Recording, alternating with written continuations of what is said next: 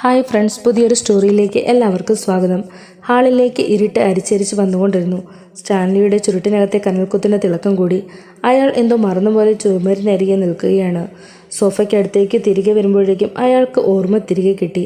വീണ്ടും ചുമരിനടുത്തേക്ക് ചെന്നു. മുറിയിലെ ലൈറ്റിട്ടു. അതിനുശേഷം അയാൾ ആലോചനയോടെ ഹാളിലൂടെ 2 ചാൽ നടന്നു. ഈ സമയം അത്രയും ബാലചന്ദ്രൻ അയാളെ നോക്കി വെറുതെ ഇരിക്കുകയായിരുന്നു. സ്റ്റാൻലി തിരിച്ചു വന്നു സോഫയിലിരുന്നു. ഗ്ലാസ്സിലേക്ക് വീണ്ടും മദ്യം പകർന്നു. ബാലചന്ദ്രമേനോൻ എഴുന്നേറ്റു. സ്റ്റാൻലി ചോദ്യഭാവത്തിൽ നോക്കി. സന്ധ്യയാകുന്നു, പോകണം. കുട്ടികൾ തനിച്ചേ ഉള്ളൂ വീട്ടിൽ. നമ്മൾ സംസാരിച്ച് തീർന്നില്ലല്ലോ, സ്റ്റാൻലി ചോദിച്ചു. എനിക്ക് പറയാനുള്ളത് പറഞ്ഞു കഴിഞ്ഞു. താങ്കൾ ഇങ്ങനെ ധൃതി പിടിച്ചാലോ? ചെറിയ കാര്യങ്ങളല്ലേ ഇവിടെ ഇരുന്ന് നിങ്ങൾ പറഞ്ഞത്. 1. എനിക്ക് 23 വയസ്സ് കഴിഞ്ഞ ഒരു മകളുണ്ട്. 2. അവളുടെ അമ്മയെ നിങ്ങളാണ് കല്യാണം കഴിച്ചിരിക്കുന്നത്. രണ്ടും എൻ്റെ ചെവിയിൽ എത്തിയിട്ടേ ഉള്ളൂ. എനിക്ക് ഉൾക്കൊള്ളാൻ സമയം വേണം. എൻ്റെ ജോലി കഴിഞ്ഞുവെന്നാണ് ഞാൻ പറഞ്ഞത്. ഞാൻ ഈ പറഞ്ഞതിനോട് നിങ്ങളുടെ മനോഭാവം എന്താണോ അതിനെ ആശ്രയിച്ചിരിക്കും ബാക്കി കാര്യങ്ങൾ. താങ്കൾ ഇരിക്കൂ. ഇവിടെ വന്ന് ഒരു ബോംബ് ഇട്ടിട്ട് കടന്നു കളയുന്നതാണോ ശരി? എനിക്ക് പലതും ചോദിക്കാനുണ്ട്. പല സംശയങ്ങളുമുണ്ട്. എനിക്ക് ബോധ്യപ്പെടണം. എൻ്റെ അനുവാദം കൂടാതെ നിങ്ങൾക്ക് ഇവിടെ നിന്ന് പോകാനാവില്ല. സ്റ്റാൻലിയുടെ സ്വരത്തിൽ കാലുഷ്യമുണ്ടായിരുന്നു. അവിടെ അലസമായി കിടന്ന നായ്ക്കൾ എഴുന്നേറ്റു. അവറ്റകൾ സ്റ്റാൻലിയെയും ബാലചന്ദ്രനെയും മാറി മാറി നോക്കി. യജമാനൻ അസ്വസ്ഥനാണെന്ന് അവൻ മനസ്സിലാക്കി കഴിഞ്ഞിരുന്നു. സ്റ്റാൻലി ഒന്ന് വിരലിനൊടിച്ചാൽ അവറ്റകൾ തൻ്റെ മേൽ ചാടി വീഴുമെന്ന് ബാലചന്ദ്രമേനോന് തോന്നി. അയാൾ സെറ്റിയിലേക്കിരുന്നു. എന്തൊക്കെയാണ് താങ്കൾക്കറിയേണ്ടത്? എല്ലാം അറിഞ്ഞുകൊണ്ടാണോ മിസ്റ്റർ മേനോൻ വൈജയന്തിയെ വിവാഹം കഴിച്ചത്? സ്റ്റാൻലി ചോദിച്ചു. അല്ല, കഴിഞ്ഞ 22 വർഷക്കാലവും അവൾ എന്നിൽ നിന്ന് എല്ലാം മറച്ചുവെച്ചു. പവിത്രയായി അഭിനയിച്ചു. താങ്കളിൽ രോക്ഷാകുലനാകേണ്ട കാര്യമില്ല. സ്ത്രീകൾക്ക് അങ്ങനെ ചെയ്യാൻ പറ്റൂ, അല്ലെങ്കിൽ ജീവിതം നഷ്ടപ്പെട്ടു പോകും. വിവാഹത്തിന് മുൻപ് പ്രേമിച്ചുവെന്നും കാമുകനോടൊപ്പം ജീവിച്ചിരുന്നുവെന്നും ഒരു കുഞ്ഞിനെ പ്രസവിച്ചുവെന്നും തുറന്നു പറഞ്ഞിരുന്നെങ്കിൽ താങ്കൾ അവളെ വിവാഹം കഴിക്കുമായിരുന്നു. മറ്റാരെങ്കിലും കഴിക്കുമായിരുന്നോ? 22 വർഷത്തിന് ശേഷം താങ്കളിത് എങ്ങനെ അറിഞ്ഞാലും ശരി, അത് താങ്കളുടെ നിർഭാഗ്യമെന്നേ പറയേണ്ടൂ. ബാലചന്ദ്രമേനോൻ അതും കേട്ട് ചെറുന്നനെ ഒന്ന് ചിരിച്ചു. എൻ്റെയല്ല, വൈജയന്തിയുടെ. അവൾക്ക് എന്ത് നഷ്ടപ്പെടാൻ? പുരുഷനാണ് നഷ്ടം. കാരണം അവൻ്റെയാണ് സ്വത്തുക്കൾ. ഭാര്യ, മക്കൾ, വീട്, കുടുംബം, ഇതെല്ലാമാണ് അവൻ്റെ സ്വത്ത്. അതിൽ നിന്ന് എന്തു വിട്ടുപോയാലും നഷ്ടം അവൻ്റേതു മാത്രമാണ്. വൈജയന്തിക്ക് ഇത്രയും കാലം ഭർത്താവിൻ്റെ സ്നേഹവും വിശ്വാസവും കുടുംബ സൗഭാഗ്യങ്ങളും കിട്ടിയല്ലോ. അത് അവളുടെ ലാഭം. അല്ലെങ്കിൽ തന്നെ മൊത്ത കണക്ക് കൂട്ടി തട്ടിക്കിഴിച്ചു നോക്കുമ്പോൾ പുരുഷന് നഷ്ടവും സ്ത്രീക്ക് ലാഭവും കാണിക്കുന്ന പ്രസ്ഥാനമാണ് കുടുംബം. ചില മിടുക്കന്മാർ ലാഭമുണ്ടാക്കുന്നുണ്ടായിരിക്കും. ഭൂരിപക്ഷത്തിൻ്റെ കഥയാണ് ഞാൻ പറഞ്ഞത്. ഞാൻ വാദിച്ച് ജയിക്കാനൊന്നും വന്നതല്ല. എനിക്ക് നിങ്ങളുമായി സൗഹൃദമോ പരിചയമോ സ്ഥാപിക്കാനോ നിലനിർത്താനോ താല്പര്യവുമില്ല. ഞാൻ എൻ്റെ ശത്രുവിൻ്റെ സ്ഥാനത്ത് നിർത്തേണ്ട നിങ്ങളുമായി ഒരു കൂടിക്കാഴ്ചയ്ക്ക് തയ്യാറായതു തന്നെ അലീനയോടുള്ള എൻ്റെ കടപ്പാടും സ്നേഹവും കൊണ്ട് മാത്രമാണ്. ഞാൻ നിന്ദനും അപമാനിതനായാലും ശരി, അവൾ സംരക്ഷിക്കപ്പെടണം. അല്ലെങ്കിൽ നിങ്ങളെ കാണാനും സംസാരിക്കാനും ഞാൻ വരില്ല. വൈജയന്തിയുടെ ഒപ്പം നിർത്തി നിങ്ങളെയും വെറുക്കുകയുള്ളൂ. കാരണം നിങ്ങൾ 2 പേരും നിമിത്തം വഞ്ചിക്കപ്പെട്ട പുരുഷനാണ് ഞാൻ. നിങ്ങളിങ്ങനെ പറയുന്നത് കേൾക്കുമ്പോൾ എനിക്ക് വളരെ വ്യസനമുണ്ട്. പ്രത്യക്ഷത്തിൽ നിങ്ങൾ അറിഞ്ഞതുകൊണ്ട് ഒരു ദ്രോഹവും ചെയ്തിട്ടുള്ളയാളല്ല ഞാൻ. ഇറ്റ്സ് ഓക്കെ, നമുക്ക് ആ വിഷയം വിടാം. ശരി, അലീന എന്ന പെൺകുട്ടി എൻ്റെയും വൈജയന്തിയുടെയും മകളാണെന്ന് നിങ്ങൾ എങ്ങനെയാണ് അറിഞ്ഞത്? കഴക്കൂട്ടത്തിനടുത്ത് കണിയാപുരത്ത് സ്നേഹനികേതം എന്ന ഓഫ്നേജിലാണ് അവൾ വളർന്നത്. വൈജയന്തിയുടെ അമ്മ കിടപ്പിലായ സമയത്ത് അവരെ പരിചരിക്കാൻ ഒരു സ്ത്രീയെ ആവശ്യമുണ്ടെന്ന് കാണിച്ച് ഞങ്ങൾ ന്യൂസ് പേപ്പറിൽ ഒരു പരസ്യം കൊടുത്തിരുന്നു. സ്നേഹനികേതത്തിൽ നടത്തിപ്പുകാരിയായിരുന്ന ബ്രിജിത്താമ്മ എന്ന സ്ത്രീയാണ് ഞങ്ങൾക്ക് കത്തെഴുതി അവരുടെ കൂടെയുള്ള അലീന എന്ന പെൺകുട്ടിയെ വിട്ടുതരാമെന്ന് സമ്മതിച്ചുകൊണ്ട്. അവർക്ക് അറിയാമായിരുന്നു വൈജയന്തി പ്രസവിച്ച കുട്ടിയാണ് അലീനയെന്ന്. അറിയാമായിരുന്നിരിക്കണമല്ലോ.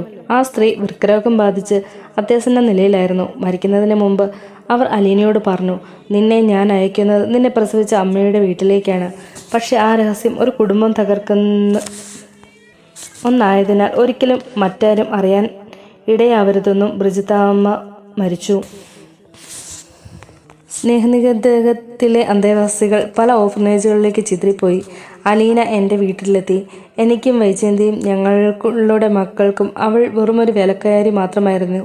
പക്ഷെ അലീനയ്ക്ക് വൈജയന്തി അവളുടെ പെറ്റമ്മയാണ്. എൻ്റെ മക്കൾ അവളുടെ കൂടപ്പിറപ്പുകളാണ്. അവളുടെ തന്നെ കുടുംബമാണ് അവൾ. അങ്ങനെ തന്നെ ഞങ്ങളെയെല്ലാം സ്നേഹിച്ചു, ശ്രദ്ധയോടെ പരിചരിച്ചു. പക്ഷേ നിർഭാഗ്യവശാൽ ജയന്തിക്ക് അവളെ കണ്ണെടുത്താൽ കണ്ടുകൂടാ. അതിന് ഓരോരോ കാരണങ്ങൾ ഉണ്ടായിക്കൊണ്ടിരുന്നു. എൻ്റെ മക്കളും അവരെ കൊണ്ടും കഴിയും വിധം അലീനയെ ദ്രോഹിച്ചു. ഒടുവിൽ അലീനയ്ക്ക് എൻ്റെ വീട്ടിൽ നിന്ന് എങ്ങോട്ടെങ്കിലും രക്ഷപ്പെട്ടാൽ മതിയെന്നായി. സ്റ്റാൻലിയുടെ അത്യാകാംക്ഷയോടെ കേട്ടിരിക്കുകയുണ്ടാണ്. നായ്ക്കളും ബാലചന്ദ്രമേനോനെ തന്നെ നോക്കിക്കൊണ്ടിരുന്നു. അവറ്റകൾക്ക് തൻ്റെ ഭാഷ മനസ്സിലാകുന്നുണ്ടെന്ന് പോലും അയാൾക്ക് തോന്നിപ്പോയി. അലീന അവളുടെ കൂട്ടുകാരിക്ക് അയച്ച ഒരു കത്ത് റീഡയറക്റ്റ് ചെയ്തു വന്ന ആ സാഹചര്യത്തിൽ ഞാനത് കാണാനിടയായി. അതിൽ നിന്നാണ് അലീന ജയന്തിയുടെ മകളാണെന്ന രഹസ്യം ഞാൻ മനസ്സിലാക്കിയത്. എൻ്റെ 23 വർഷത്തെ ജീവിതമാണ് കടപുഴകി വീണത്. സത്യമറിയാൻ വേണ്ടി ഞാൻ ജയന്തിയുടെ മൂത്ത സഹോദരനായ ഗംഗാധരൻ മേനോനെ നീലഗിരിയിൽ ചെന്ന് കണ്ടു. കള്ളി വിളിച്ചതായെന്ന് കണ്ടപ്പോൾ അയാൾ നിങ്ങളും ജയന്തിയും ആഗ്രയിൽ വെച്ച് പ്രേമിച്ചതുൾപ്പെടെ എല്ലാ സംഗതികളും തുറന്നു പറഞ്ഞു. കൊല്ലണോ ആത്മഹത്യ ചെയ്യണോ എന്ന് നിശ്ചയമില്ലാത്തതുകൊണ്ട് ഞാൻ വീട്ടിൽ തിരിച്ചെത്തി. കടുത്ത മാനസികക്ഷോഭം മൂലം എനിക്കൊരു സ്ട്രോക്ക് ഉണ്ടായി. അലീന കൃത്യസമയത്ത് ഹോസ്പിറ്റലിൽ എത്തിച്ചതുകൊണ്ട് ഞാൻ രക്ഷപ്പെട്ടു. അലീന ആരാണെന്ന് സത്യം താങ്കൾക്ക് മനസ്സിലായെന്ന് അവൾ അറിഞ്ഞു. സ്റ്റാൻലി ഉദ്വേഗഭരിതനായി. ഇല്ല, ഹോസ്പിറ്റലിൽ നിന്ന് തിരിച്ചെത്തിയെങ്കിലും ഞാൻ നിർബന്ധിത ബെഡ് റെസ്റ്റിലായിരുന്നു. അലീനയ്ക്ക് എൻ്റെ കാര്യങ്ങൾ നേരാവണ്ണം ശ്രദ്ധിച്ചിരുന്നത്. അഥവാ ആ ജോലി ഞാൻ അവളെ ഏൽപ്പിച്ചു കൊടുത്തു. അവൾക്ക് എന്നോടുള്ള ബഹുമാനവും സ്നേഹവും സഹോദരങ്ങളുടെ കരുതലും വാത്സല്യവും കുടുംബത്തോടുള്ള കൂറും കടപ്പാടും നന്ദിയും എല്ലാം ഞാൻ തിരിച്ചറിഞ്ഞു. അവൾ ഒരടിമയെപ്പോലെ പണിയെടുക്കുകയാണ്, പ്രതിഫലയില്ലാതെ. പകരം അവൾക്ക് കിട്ടുന്നത് നിന്ദയും കുത്തുവാക്കുകളും അപമാനവും ദ്രോഹപ്രവർത്തികളും. എന്നിട്ടും അവൾക്ക് പരാതിയോ പരിഭവങ്ങളോ ഇല്ല. എന്നെ അത് വല്ലാതെ സ്പർശിച്ചു. ഞാൻ അവളെ എൻ്റെ പക്ഷത്ത് നിർത്താൻ തീരുമാനിച്ചു. അവളുടെ പരിചരണവും സ്നേഹപൂർണ്ണമായ പെരുമാറ്റവും എനിക്ക് മനസ്സമാധാനവും സന്തോഷവും തന്നു. അലീനയോട് ഞാൻ കാട്ടിയ കാരുണ്യവും സ്നേഹവും അടുപ്പവും ജയന്തിയെ അസൂയാലുവാക്കി. ഒടുവിൽ ജയന്തി ഞാനും അലീനയും തമ്മിൽ അവിഹിത ബന്ധമുണ്ടെന്ന് ആരോപിച്ച് അവളെ വീട്ടിൽ നിന്ന് പുറത്താക്കാൻ ശ്രമിച്ചു. കലഹം ഒഴിവാക്കാൻ വേണ്ടി അലീന വീട് വിട്ടു പോകാൻ തയ്യാറാവുകയും ചെയ്തു. ഇതൊക്കെ എന്ന് സംഭവിച്ചു? സ്റ്റാലിൻ ആശ്ചര്യത്തോടെ ചോദിച്ചു. കഷ്ടിച്ച് 3 മാസം മുമ്പ്. അലീന വീട് വിട്ട് എങ്ങോട്ട് പോയില്ല. പോകാൻ ഞാൻ സമ്മതിച്ചില്ല. പോകണമെന്ന് അവൾ വാശി പിടിച്ചപ്പോൾ ഞാൻ ആ പഴയ കത്ത് എടുത്ത് കാണിച്ചു. അവൾ കൂട്ടുകാരിക്ക് അയച്ചത്. അവൾ ആരാണെന്ന് രഹസ്യം ആരാണോ ഒരിക്കലും അറിയാൻ പാടില്ലാത്തത് ഞാൻ തന്നെ അറിഞ്ഞു കഴിഞ്ഞിരുന്നു എന്ന് മനസ്സിലായതോടെ അവൾ തകർന്നുപോയി. അന്ന് ഞാനാണ് അവളെ ആശ്വസിപ്പിച്ചത്. അവൾ എൻ്റെ കൂടെ നിന്നാൽ ഞാനത് ആരോടും പറയില്ലെന്ന് ഉറപ്പു നൽകി.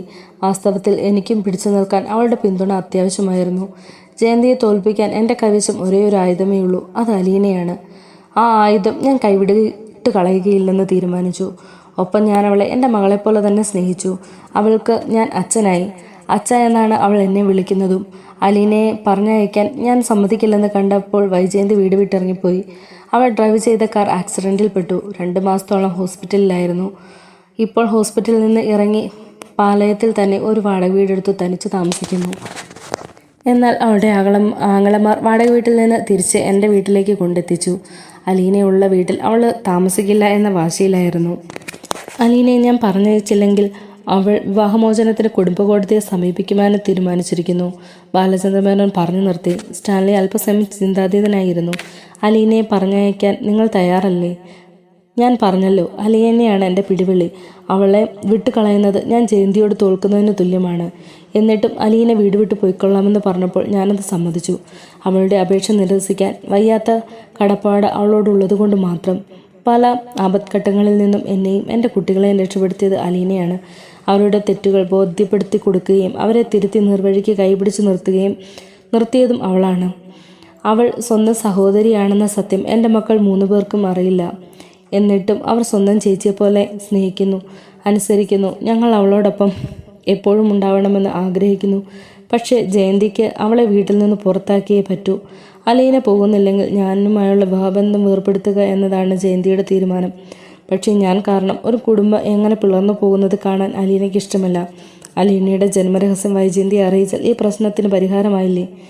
ജയന്തിയുടെയും അലീനയുടെയും പ്രശ്നങ്ങൾ പരിഹരിക്കും. പക്ഷേ 22 വർഷക്കാലം വഞ്ചനയും കാപട്യവും കാട്ടി എന്നെ വെറുമൊരു വിഡ്ഢിയാക്കി നോക്കിയ സ്ത്രീയുടെ ഭർത്തൃപദവി തുടരാൻ എനിക്ക് അറയ്ക്കും. അതിനേക്കാൾ ആത്മഹത്യയാണ് എനിക്കിഷ്ടം.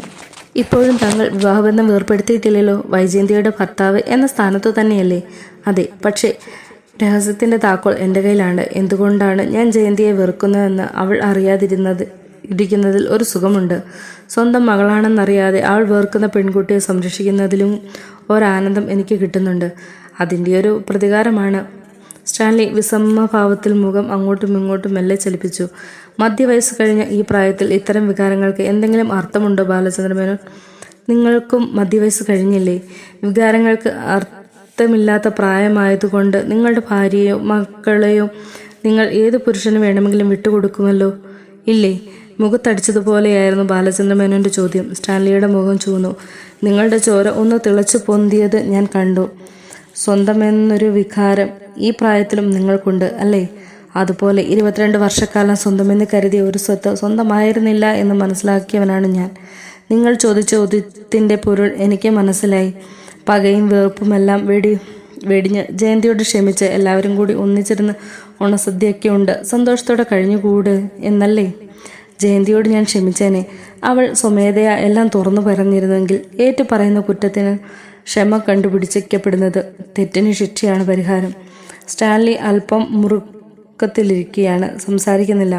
അതുകൊണ്ട് ബാലചന്ദ്രമേനോൻ തുടർന്നു. അലീന സ്വന്തം മകളാണെന്ന് ജയന്തി തിരിച്ചറിയുന്ന കാലത്തോളം മാത്രമേ ഞാനും ജയന്തിയും തമ്മിലുള്ള ബന്ധത്തിന് പ്രാബല്യമുള്ളൂ. അല്ലെങ്കിൽ തന്നെ അലീന ആരാണെന്ന് ജയന്തി മാത്രം അറിഞ്ഞാൽ മതിയോ? എൻ്റെ മക്കൾ അറിയണ്ടേ? അമ്മ വിവാഹത്തിന് മുമ്പ് പിഴച്ചു പ്രസവിച്ചുവെന്ന് അറിയുന്ന മക്കൾക്ക് അമ്മയോട് തോന്നുന്ന വികാരം എന്തായിരിക്കും? ജയന്തിയുടെ പൂർവ്വചരിത്രം ഞാൻ അറിഞ്ഞു എന്ന് മനസ്സിലാക്കിയ ശേഷവും എൻ്റെ ഭാര്യയായി തുടരാൻ അവൾക്ക് ധൈര്യമുണ്ടാകുമോ? ഒരുപാട് പ്രശ്നങ്ങൾക്ക് പരിഹാരം കണ്ടെത്തേണ്ടി വരും സ്റ്റാൻലി. അപ്പോഴും സ്റ്റാൻലി മൗനമായിരുന്നു. ബാലചന്ദ്രമേനോനും സംഭാഷണം നിർത്തി. നായകൾ ശാന്തരായി തലതാഴ്ത്തി കിടന്നു. അലീന ഇപ്പോഴും നിങ്ങളുടെ വീട്ടിലുണ്ടോ? ഒടുവിൽ സ്റ്റാൻലി മൗനം ഭജിച്ചു. ഇപ്പോൾ വീട്ടിലില്ല. എറണാകുളത്തുള്ള കൂട്ടുകാരിയെ കാണാൻ പോയിരിക്കുകയാണ്. എൻ്റെ മകനുമുണ്ട് അവളോടൊപ്പം. അലീനയുടെ കൂടെ നിർബന്ധത്തിന് വഴങ്ങി അവൾക്ക് വീട് വിട്ടു പോകാൻ അനുവാദം കൊടുത്തു എന്നല്ലേ നിങ്ങൾ പറഞ്ഞത്? ഉവ്, പക്ഷേ എങ്ങോട്ട് അവളെ അയക്കണം എന്ന് നിശ്ചയിച്ചിട്ടില്ല. അതിനു മുമ്പ് അവളുടെ അച്ഛനായ നിങ്ങളോട് കൂടി കണ്ടു സംസാരിക്കാമെന്ന് കരുതി. അവളുടെ ഭാവി കാര്യങ്ങൾക്കുള്ള ചുമതല ഏറ്റെടുക്കാൻ നിങ്ങൾ തയ്യാറാണോ എന്നറിയാനും കൂടി വേണ്ടിയാണ്. ചുമതല എന്ന് പറയുമ്പോൾ അതിൻ്റെ വ്യാപ്തി എത്രത്തോളം ഉണ്ടാകുമെന്ന് മനസ്സിലായില്ല. മുഴുവൻ ഉത്തരവാദിത്വം ഞാൻ ഏറ്റെടുക്കണമെന്നാണോ? താല്പര്യമുണ്ടെങ്കിൽ മാത്രം, നിർബന്ധിക്കുന്നില്ല ഞാൻ. സ്റ്റാൻലി ചുരുട്ട് കൂടി എടുത്തു ചുണ്ടിൽ വെച്ചു. ഒരു ലൈറ്റർ തെളിയിച്ചു കൊളുത്തി. അല്പസമയത്തെ ആലോചനയ്ക്ക് ശേഷം പറഞ്ഞു, എന്തെങ്കിലും ചെയ്യാമെന്ന് ഞാൻ ആദ്യമേ പറഞ്ഞല്ലോ. എവിടെയെങ്കിലും ഒരു ജോലി സംഘടിപ്പിച്ചു കൊടുക്കാമെന്ന് നോക്കട്ടെ. എന്തെങ്കിലും ഒരു ലേഡി ഹോസ്റ്റലിൽ താമസിപ്പിക്കാം. ജോലി കിട്ടുന്നത് വരെ ഹോസ്റ്റൽ ഫീസും മറ്റും ഞാൻ തന്നെ കൊടുക്കാം. അത്രയും പോരെ? ഞാൻ നിങ്ങളെ കാണാൻ വന്നത് അലീനയ്ക്കൊരു ജോലി തരപ്പെടുത്തി കൊടുക്കണമെന്ന് ശുപാർശ ചെയ്യാനല്ല. അവൾക്കൊരു ജോലി ശരിയാക്കി കൊടുക്കാൻ ഞാൻ ശ്രമിച്ചാലും സാധിക്കും. അവളെ ഏതെങ്കിലും ഹോസ്റ്റലിൽ താമസിപ്പിച്ച് ചെലവ് വഹിക്കാനുള്ള കഴിവും എനിക്കുണ്ട്. അലീനയെ സ്വന്തം മകളായി അംഗീകരിക്കാനും സ്നേഹിക്കാനുമുള്ള മനസ്സ് നിങ്ങൾക്കുണ്ടോ എന്ന് മാത്രം അറിഞ്ഞാൽ മതി. അവൾ എൻ്റെ മകളല്ലാതിരുന്നിട്ടും ഞാൻ അവൾക്ക് ഒരച്ഛൻ്റെ സ്നേഹം കൊടുക്കുന്നുണ്ട്. ജയന്തിയുടെ ബന്ധുക്കളോട് ഞാൻ പറഞ്ഞിരിക്കുന്നത് വിവാഹപൂർവ്വ ബന്ധത്തിലുണ്ടായ എൻ്റെ മകൾ എന്ന് തന്നെയാണ്. നിങ്ങൾക്ക് പക്ഷം കള്ളം പറയേണ്ടി വരില്ല. മേനോൻ സ്റ്റാൻലിയുടെ മറുപടിക്ക് വേണ്ടി അല്പസമയം കാത്തു. എന്നിട്ട് ചോദിച്ചു, സ്റ്റാൻലി എന്തു പറയുന്നു? 1 മിനിറ്റ് കൊണ്ട് ഉത്തരം പറയാവുന്ന ഒരു വിഷയമല്ലല്ലോ ഇത്. എനിക്കും ഭാര്യയും മക്കളുമുണ്ട്, സ്വന്തക്കാരും ബന്ധുക്കളുമുണ്ട്. ആലോചിക്കാൻ എനിക്ക് സമയം വേണം. മതി, ആലോചിച്ച് പറഞ്ഞാൽ മതി. പൂർണ്ണ മനസ്സുണ്ടെങ്കിൽ, അവളോട് സ്നേഹവും വാത്സല്യവും ഉണ്ടെങ്കിൽ മാത്രം സ്വീകരിക്കുക. നീ എൻ്റെ മകളാണെന്ന് അവളോടെങ്കിലും തുറന്നു പറയാനുള്ള ചങ്കൂറ്റം നിങ്ങൾ കാണിച്ചിരിക്കണം. ഞാൻ കൊടുക്കുന്നതിനേക്കാൾ കൂടുതൽ കരുതലും സ്നേഹവും കിട്ടുന്ന ഒരാളുടെ അടുത്തേക്ക് ഞാൻ അവളെ അയക്കൂ. അവൾ അർഹിക്കുന്നുണ്ട്. അതുകൊണ്ടാണ് ഞാൻ നിങ്ങളെ തേടി വന്നത്. നിങ്ങളുടെ മേൽ ഒരു സമ്മർദ്ദവുമില്ല സ്റ്റാൻലി. മനസ്സില്ലെങ്കിൽ അലീനയെ വേണ്ട എന്ന് ധൈര്യമായി പറയാം. അവൾ ഒരിക്കലും സാമ്പത്തിക സഹായം ചോദിച്ച് നിങ്ങളുടെ അടുക്കൽ വരില്ല. അവൾക്ക് നിങ്ങൾ സ്വത്തിൻ്റെ ഓഹരി കൊടുക്കേണ്ടി വരില്ല. നിങ്ങളാണ് അവളുടെ അച്ഛനെന്ന് അവളോ മറ്റുള്ളവരോ ഒരിക്കലും അറിയുക പോലുമില്ല. ബാലചന്ദ്രമേനോൻ്റെ പോക്കറ്റിൽ സെൽഫോൺ ശബ്ദിച്ചു. ബാലചന്ദ്രമേനോൻ ഫോൺ എടുത്ത് നമ്പർ നോക്കി. അയാളുടെ മുഖത്ത് ഒരു സന്തോഷം തുടിച്ചു. സ്റ്റാൻലി കണ്ടു. ബാലേന്ദ്രൻ രഹസ്യം എന്ന പോലെ പതിയെ പറഞ്ഞു, അലീനയാണ് വിളിക്കുന്നത്. അയാൾ കോൾ അറ്റൻഡ് ചെയ്തു. ഹലോ അച്ഛാ, ഞാനാ. എനിക്ക് മനസ്സിലായി മോളെ. എങ്ങനെ മനസ്സിലായി? ഇത് രേവതിക്കുട്ടിയുടെ മൊബൈൽ നമ്പർ അല്ലേ? അവളുടെ നമ്പർ ഞാൻ സേവ് ചെയ്ത് വെച്ചിട്ടുണ്ട്. നിങ്ങളിപ്പോൾ എവിടെയാ? അച്ഛാ, ഞങ്ങളിങ്ങനെ അടിച്ചു പൊളിച്ച് നടക്കുക. Cinema, beach, restaurant, park, shopping. ഇന്ന് ഞങ്ങൾ കൊല്ലത്ത് പോയി ചിന്നുമോളെ കണ്ടു. ചിന്നുമോൾ സുഖമായിരിക്കുന്നു? അവൾ വല്ലാതെ ക്ഷീണിച്ചു പോയി അച്ഛ. അവൾക്ക് എന്തോ അസുഖമുണ്ട്. സ്റ്റാൻലി കാതോർത്തിരിക്കുന്നുണ്ട്. ബാലചന്ദ്രമേനോൻ സ്പീക്കർ ഫോൺ ചെയ്തു. ഇപ്പോൾ സ്റ്റാൻലിക്ക് അവളുടെ സംഭാഷണം കേൾക്കാമായിരുന്നു. എന്താ മോളെ അവിടെ അസുഖം? ശരീരം ക്ഷീണിച്ചു പോകുക. വിട്ടുമാറാത്ത പനിയും തുമ്മലും. മരുന്ന് കഴിച്ചിട്ടൊന്നും മാറുന്നില്ല. രേവതിക്കുട്ടി എന്ത് ചെയ്തെന്നറിയുമോ? മാമച്ചനങ്കളിനെ കൊണ്ട് ചിന്നുമോളെ സ്പോൺസർ ചെയ്യിപ്പിച്ചു. ഇനിയിപ്പോൾ അവളുടെ എല്ലാ ചിലവും മാമച്ചനങ്കൾ നോക്കിക്കോളും. Very good. നീ സന്തോഷമായിട്ടിരിക്കുകയാണല്ലോ അല്ലേ? അച്ഛനിപ്പം ഇവിടെ. ഞാനൊരു യാത്രയില്ല. വെറുതെ അല്ല ഞാനിപ്പം വീട്ടിൽ വിളിച്ചപ്പോൾ കിട്ടാഞ്ഞത്. ബബിത പറഞ്ഞു അച്ഛൻ രാവിലെ കാറിൽ കയറിപ്പോയെന്ന്. ഇന്ന് കടയൊഴിവല്ലേ? പിന്നെ എന്തിനാ എവിടെ പോയതാ അച്ഛൻ?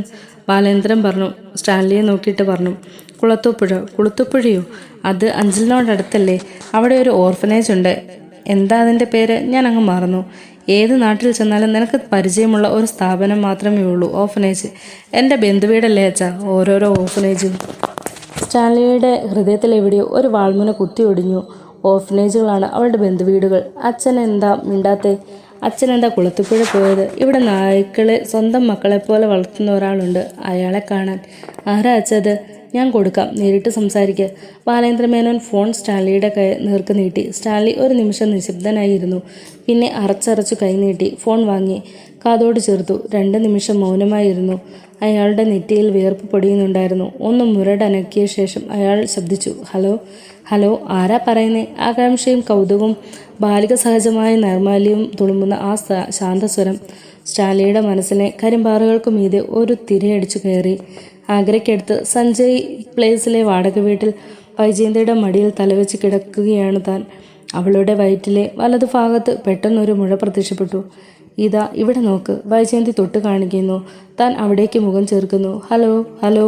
മുഴ പെട്ടെന്ന് അപ്രത്യക്ഷമായി. താനും വൈജയന്തിയും വെളുത്തു മിനുത്ത ഒരു വീർത്ത വയറിലേക്ക് സൂക്ഷിച്ചു നോക്കുകയാണ്. വൈജയന്തി 7 മാസം ഗർഭിണിയാണെന്ന്. ദാ ഇവിടെ വയറിൻ്റെ ഇടതുവശത്ത് മുഴച്ചു പൊന്തുന്നു. ഉടൻ ആരാണത്? പഞ്ചാരക്കുട്ടനോ ചക്കരക്കുഞ്ചിയോ? അതൊരു കളിയായിരുന്നു. വൈജയന്തിയുടെ ഉദരത്തിൽ കിടന്ന് തൻ്റെ കുഞ്ഞ് വളരുകയാണ്.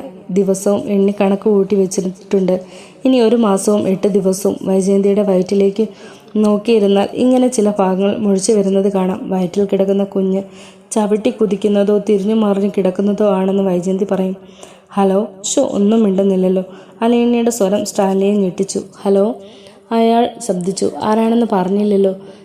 ഞാൻ സ്റ്റാൻലി ജോസഫ്. തൻ്റെ മുഖത്തെ പാകപ്പറിച്ചാൽ ബാലേന്ദ്രമേനോൻ കാണാതിരിക്കാനായി അയാൾ എഴുന്നേറ്റ് പുറംതിരിഞ്ഞു നടക്കാൻ തുടങ്ങി. സ്റ്റാൻലി ജോസഫ് അച്ഛൻ്റെ കൂട്ടുകാരനാണെന്ന് ചോദിച്ചാൽ ഞാൻ പരിചയപ്പെട്ട് വരുന്നതേ ഉള്ളൂ. ഇങ്ങനെ ഒരാളെപ്പറ്റി അച്ഛൻ ഇതുവരെ പറഞ്ഞിട്ടില്ലല്ലോ. അങ്ങനെയൊരു പരിചയമില്ലായിരുന്നു. എൻ്റെ പേര് അലീന. അച്ഛൻ പറഞ്ഞു. ഉവ്വ്. നായ്ക്കളെ വലിയ ഇഷ്ടമാണെന്ന് പറഞ്ഞു. എനിക്ക് അവരോടുള്ളതിനേക്കാൾ ഇഷ്ടം അവർക്ക് എന്നോട്.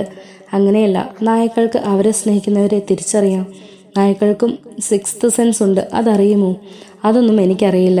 അവിടെ ഒരുപാട് പട്ടികളുണ്ടോ? കുറേ എണ്ണത്തിനെ ഞാൻ വളർത്തുന്നുണ്ട്. വിവിധ വർഗ്ഗങ്ങളിൽപ്പെട്ടവ. Doberman, German shepherd, boxer, bulldog, Pomeranian, Dalmatian, അങ്ങനെ കുറേ. അയ്യോ, ഞാൻ ഇതിൻ്റെ ഒന്നും പേര് കേട്ടിട്ട് പോലുമില്ല. കാണാനൊക്കെ നല്ല രസമായിരിക്കുമല്ലേ എങ്കിൽ? ആ വിളി ഒരു മുള്ളുപോലെ സ്റ്റാലിൻ്റെ മനസ്സിൽ തറച്ചു. ഒരു ദിവസം അച്ഛനെയും കൂട്ടി വരൂ, എല്ലാം കാണാമല്ലോ. അങ്കിൾ അവിടെ എന്തു ചെയ്യുക? ജോലിയാണോ?